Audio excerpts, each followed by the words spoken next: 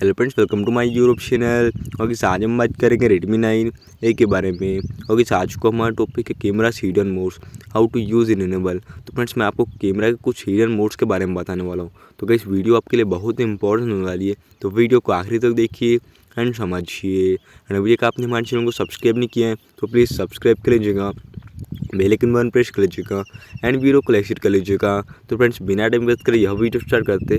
तो आप camera open कर लीजिएगा अपने फ़ोन का इस प्रकार से। तो आपको इस प्रकार का इंटरफेस शो करता है। यहाँ पे देखिए आपको काफ़ी सारे ऑप्शन शो करते हैं। HDR देखिए इस प्रकार से, A1 pro video, photos, portrait mode, एल आल वाटक मार्टिन मोड की बात करें तो यहाँ पे आपको night mode, 48 megapixel camera, short video, panorama, documents, time lapse, slow motion camera. यहाँ पे देखिए आप कैमरा के बहुत ही कुछ यहाँ पे शानदार यहाँ पे हिडन मोड शो करते, तो आप यहाँ से बहुत ही आसान तरीके से यूज़ कर पाते। तो फ्रेंड्स, ये था आज को हमारा टॉपिक।